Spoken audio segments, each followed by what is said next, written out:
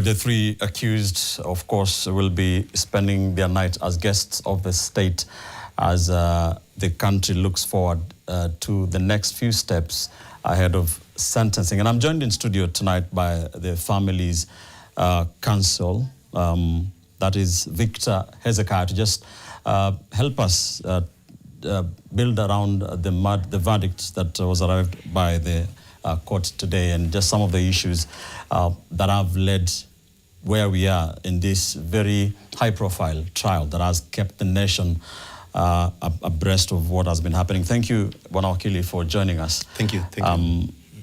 What is the mood of Sharon's family and the entire team that has been working on this case that has taken 8 years tonight? Thank you, Ben Kitili, and thank you for having me in your studios. I think we can say that the court has delivered its judgment. Everybody is processing the judgment, including the family. And I think for purposes of their privacy, they have not been able to be in the media. We have not had a proper meeting with them. Right. So we're giving them time to process the judgment, to reflect about it. But basically, they welcome the judgment.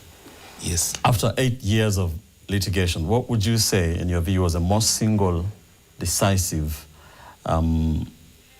piece of evidence or information that led the court today to convict all the three accused? I think the judgment, as the judge admitted, was exclusively dependent on circumstantial evidence. And therefore, the common intention that was proved by the prosecution was found to be one of the important things that informed the judgment. The court was, according to the judge, and according to the judgment, the prosecution was able to prove beyond reasonable doubt that the three accused persons had a common intention to murder Sharon. Yes. All right. Just speak to the lay Kenyan. What does circumstantial evidence mean, and how was the prosecution able to tie it and to build a solid case? Okay. Circumstantial evidence basically means that there was no eyewitness to the murder. There's between of the three accused persons, no particular witness was able to place the accused person, any of them, at the murder scene. Nobody witnessed the actual execution.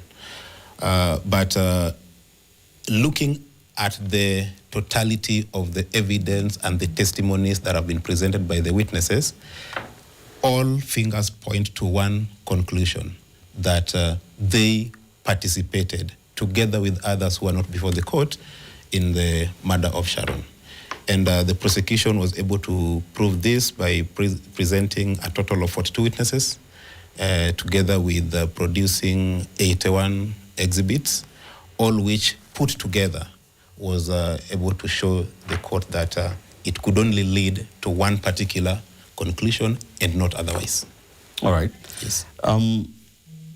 The judge, Cecilia Githua, spoke about finding that Okoth abandoned the motive because disclosure of his relationship with Sharon could have caused him public embarrassment. How important was motive in this case? Yes, motive generally is not a mandatory requirement for proof of murder.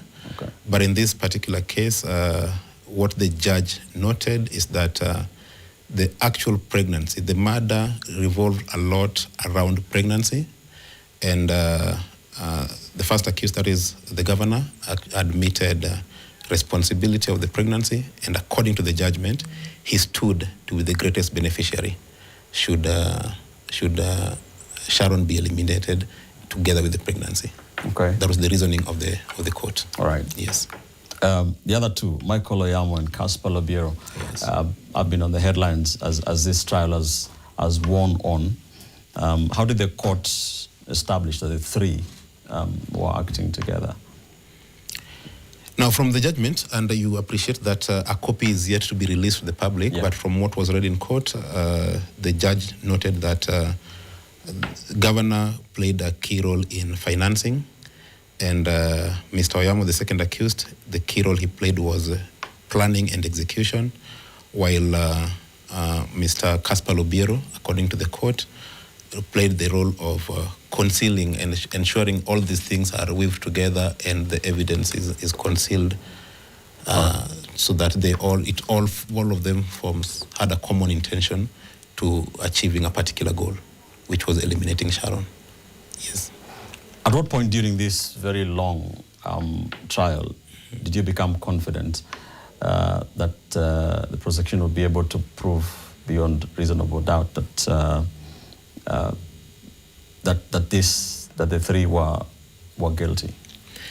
I think basically when you are conducting a trial in a criminal case like this, the prosecution has their role to present evidence and the law lays a burden on them to prove their case. Yeah.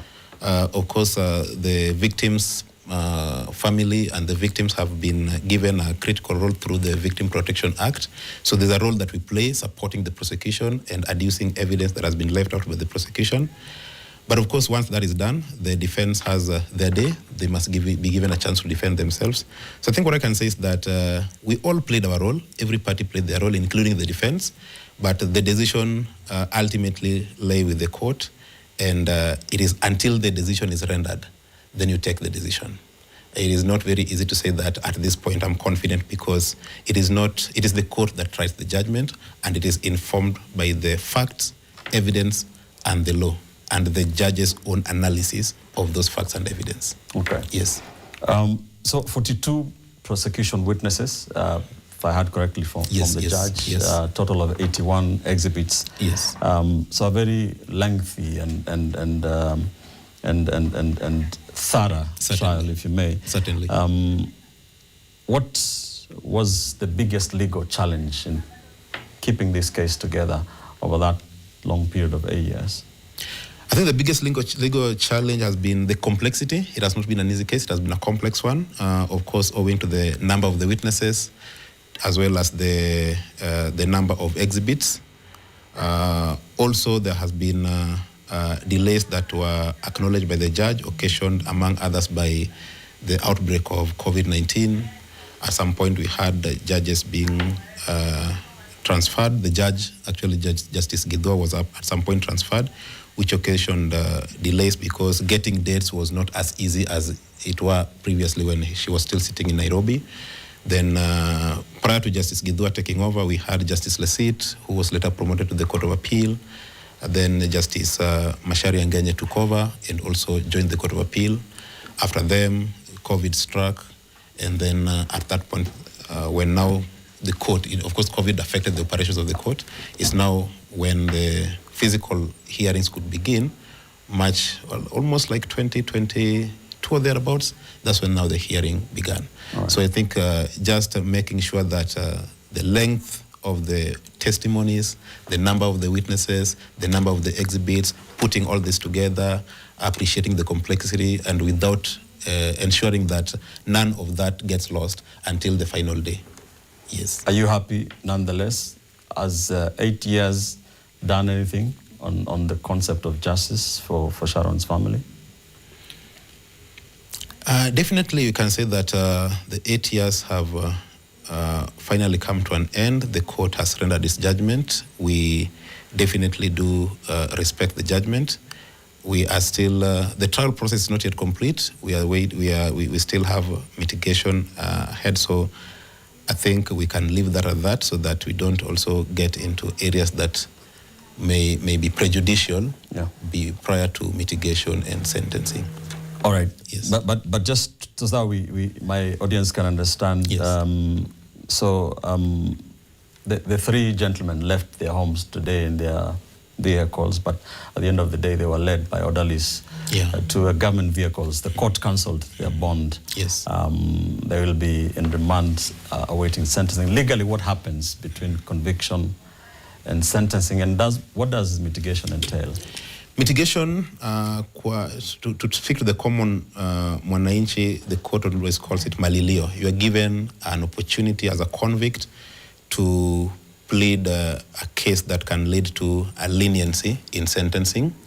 It is informed by several factors, among them, now speaking on behalf of the family, victim's family, among them the impact of that offense and that crime on the family, how it affected them, how it still does affect them, but also there are many other factors beyond the impact it has had on the victims.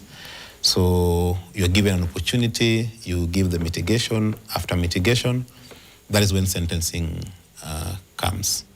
Yes. All right. Yeah. Thank you so much, Bwana Wakili, for your time tonight and just helping us digest this judgment by Judge Cecilia Githua as the three and the country awaits the sentencing. Thank you so much. Thank you so much. Victor Hezekiah, the family's counsel in the Obado murder trial.